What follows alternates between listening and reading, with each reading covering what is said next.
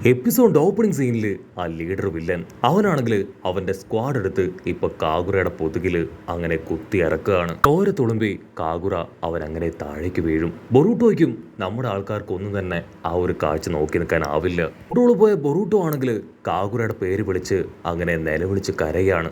അടുത്ത നിമിഷം തന്നെ ആ വില്ലൻ വാട്ടർ സ്റ്റൈൽ പവർ ഉപയോഗിച്ച് നമ്മുടെ ആൾക്കാരെ അറ്റാക്ക് ചെയ്ത് അവരുടെ വെപ്പൻസ് അത് തട്ടിയെടുക്കുകയാണ്. ബൊറൂട്ടോയുടെ കൺട്രോൾ പോയി കർമ്മ പവർ തന്നെ അവയ്ക്കാനാവുകയാണ്. ആ വില്ലനാണെങ്കിൽ ആ കർമ്മ പവർ കൊണ്ട് ഷോക്കാവും. ഞൊട്ടിയിടയിൽ ബൊറൂട്ടോ അവൻ ആ വില്ലന്റെ അടുത്തേക്ക് വന്ന് പമ്പൻ ആക്ഷനൊക്കെ ഇട്ട് പൊരിഞ്ഞ അട്ടിയിടി ബഹളം. ബൊറൂട്ടോയുടെ വേഗതയ്ക്കൊത്ത് ആ വില്ലന് ചലിക്കാനാവില്ല.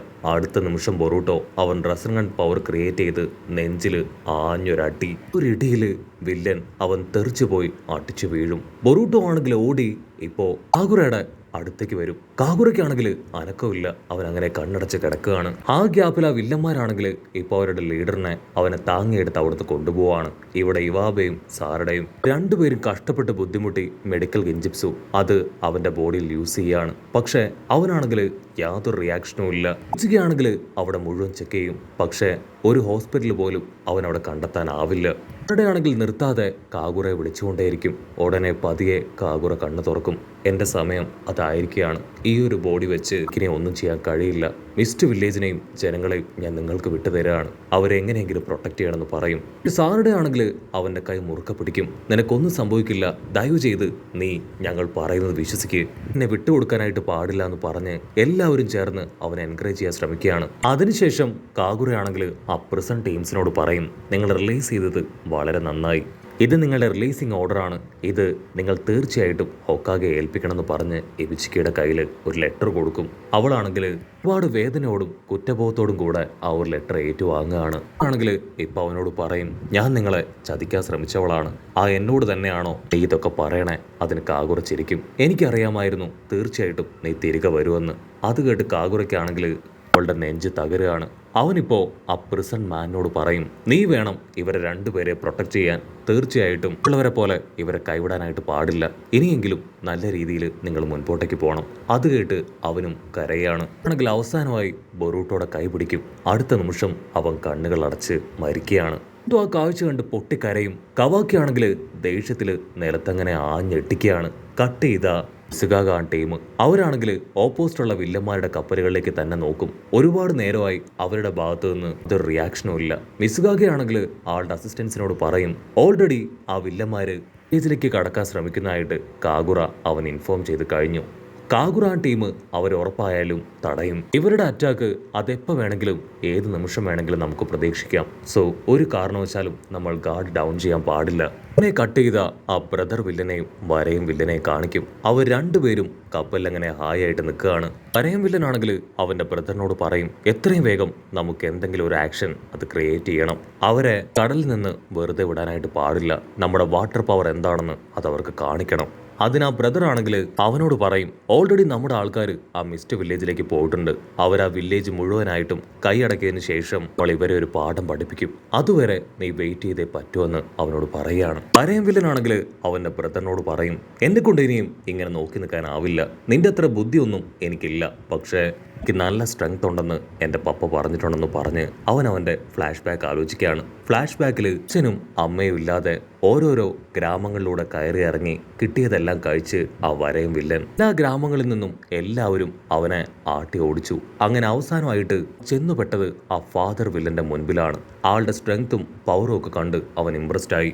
കുഞ്ഞു വരയും വില്ലൻ ഇപ്പോ ആ ഒരു ഫാദർ വില്ലന്റെ അടുത്തേക്ക് ഓടി വരികയാണ്. അവന്റെ സന്തോഷവും ആറ്റിറ്റ്യൂഡൊക്കെ കണ്ട് ആ ഫാദർ വില്ലനാണെങ്കിൽ അവനെ അന്നു മുതൽ അവന്റെ മകനായി സ്വീകരിച്ച് കൂടെ കൂട്ടി. ഇതിനുശേഷം ആ ഫാദർ വില്ലൻ ആളുടെ മക്കളോടൊപ്പം അവനെയും ചേർത്തു.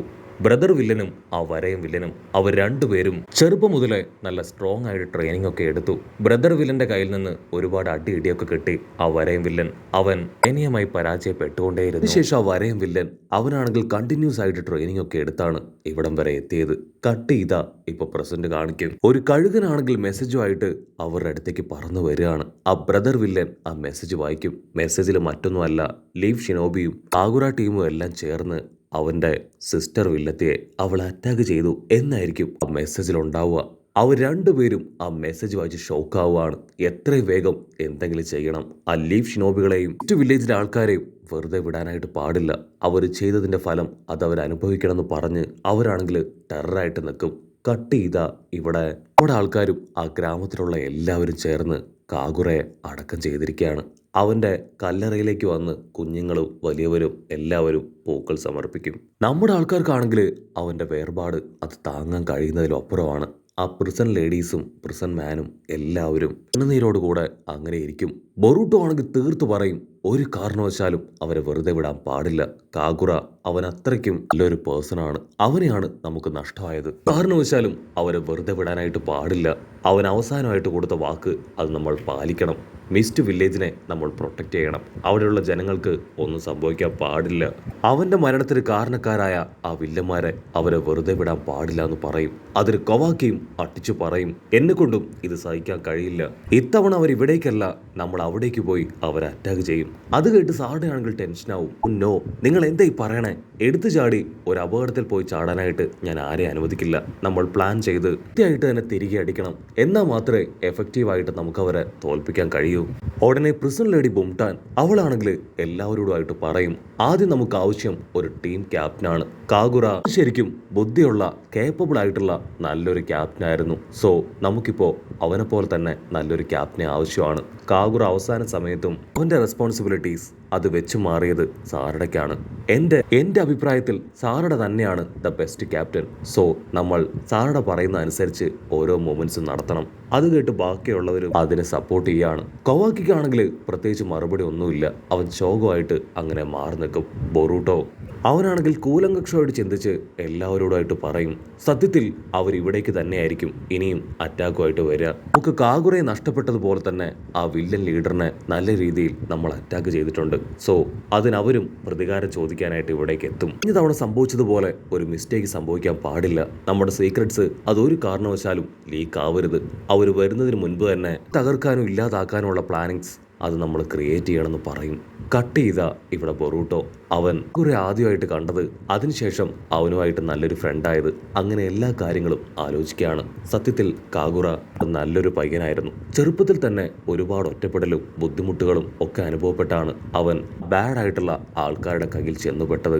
അവന്റെ തെറ്റുകളെല്ലാം തിരുത്തി അവൻ നല്ലൊരു മനുഷ്യനായി മിസ്റ്റ് വില്ലേജിന് ഒരു സ്ട്രോങ് സോൾജിയറായി അഡ്വൈസറായി ഇവിടം വരെ എത്തി. അവൻ അവന്റെ ഹാപ്പി ലൈഫ് അത് എൻജോയ് ചെയ്ത് തീർക്കുന്നതിന് മുൻപ് തന്നെ അവനെ മരണം കീഴ്പ്പെടുത്തി. ആ കാര്യങ്ങളെല്ലാം ആലോചിച്ച് തറയിൽ എങ്ങനെ ആഞ്ഞെട്ടിക്കുകയാണ്. ഉടനെ സാറഡാൻ ടീം ബൊറൂട്ടോയുടെ അടുത്തേക്ക് വരും. ബൊറൂട്ടോ, നീ ഓക്കെ അല്ലേ? അതിന് ബൊറൂട്ടോ ആണെങ്കിൽ കൺഫ്യൂസ്ഡ് ആയിട്ട് അവരെ ഓരോരുത്തരെയും നോക്കുകയാണ്. സാറഡ ആണെങ്കിൽ ബൊറൂട്ടോയുടെ കൈ പിടിച്ച് പറയും, ആ കർമ്മ പവർ അത് വീണ്ടും റിലീസായി. ഓൾറെഡി ഡോക്ടർ നിനക്ക് മെഡിസിൻസ് ഒക്കെ തന്ന് ആ കർമ്മ പവർ അത് കൺട്രോൾ ചെയ്ത് വെച്ചതാണ്. പിന്നെങ്ങനെ വീണ്ടും അത് അവേക്കനായി? ഇത് കേട്ട് ബൊറൂട്ടോ ചെറുതായിട്ടൊന്ന് ചിരിക്കും. ഉടനെ കവാക്കി പറയും, എനിക്കറിയാം ആ കർമ്മ പവറിനെ ഇപ്പൊ നിനക്ക് കൺട്രോൾ ചെയ്യാൻ കഴിയുന്നുണ്ട്. നീ നിന്റെ കോൺഷ്യസ് മൈൻഡിൽ തന്നെയാണ് ആ കർമ്മ പവറിനെ കൺട്രോൾ ചെയ്ത് ആ വില്ലനെ അടിച്ചത്. അതിന് ബൊറൂട്ടോയും അതെ എന്ന് മറുപടി പറയും. ഓഷിക്കയെ കൊണ്ട് ഇനി എന്റെ ബോഡി കൺട്രോൾ ചെയ്യാനാവില്ല. 80% കൺട്രോൾ അതെന്റെ കയ്യിൽ തന്നെയാണ്. നിങ്ങൾ ടെൻഷൻ ആവേണ്ട കാര്യമില്ല. തീർച്ചയായിട്ടും കൺട്രോൾ പോയി ഞാൻ നിങ്ങൾക്ക് നഷ്ടാവില്ല എന്ന് പറയും. കട്ട് ചെയ്ത ആ വരയും വില്ലൻ അവനാണെങ്കിൽ അവന്റെ ടീമുമായി മിസ്റ്റ് വില്ലേജുമായിട്ട് ഡയറക്റ്റ് ഫൈറ്റ് ചെയ്യാൻ അവിടേക്ക് എത്തിക്കഴിഞ്ഞു. ഇവിടെ ആ ബ്രദർ വില്ലൻ ആണെങ്കിൽ ആ ന്യൂസ് അറിഞ്ഞ് ഷോക്കാവും. ഓ നോ, എന്റെ പെർമിഷൻ ഇല്ലാതെ അവൻ എങ്ങനെ പോയി ചോദിക്കും? അതേസമയം രണ്ട് ടീമും ആയുധങ്ങളൊക്കെ എടുത്ത് പരസ്പരം ഫൈറ്റ് ചെയ്യാൻ അങ്ങനെ റെഡി ആയിട്ട് നിൽക്കും. വരയും വില്ലനാണെങ്കിൽ അവന്റെ വാട്ടർ പവർ ഉപയോഗിച്ച് അറ്റാക്ക് ചെയ്യാനായിട്ട് തുടങ്ങും. പക്ഷേ മിസുഗാഗ ടീം അവർ നിമിഷ നേരങ്ങൾ കൊണ്ട് ആ വില്ലൻ സോൾജിയേഴ്സിനെ വെട്ടി വീഴ്ത്തും. അതിനുശേഷം മിസുഗാഗ ആ വരയും വില്ലനെ തന്നെ പുറഞ്ച വെട്ടി കടലിലേക്ക് ചവിട്ടിയിടുകയാണ്. അപ്പൊ ലോങ് ഷോട്ടിലായിട്ട് ഈ കാര്യങ്ങളൊക്കെ കണ്ടും അറിഞ്ഞും ആ വില്ലൻ ബ്രദർ അവനങ്ങനെ ടെററായിട്ട് നിൽക്കുന്നതോട് കൂടെ ഈ ഒരു എപ്പിസോഡും അവസാനിക്കുന്നു. എപ്പിസോഡ് ഇഷ്ടപ്പെടുകയാണെങ്കിൽ തീർച്ചയായിട്ടും ലൈക്ക് ചെയ്യാനും കമന്റ് ചെയ്യാനും ഷെയർ ചെയ്യാനും മറക്കല്ലേ. അടുത്തൊരു അടിപൊളി എപ്പിസോഡുമായിട്ട് കാണുന്നവരെ it's me with Mallu episode.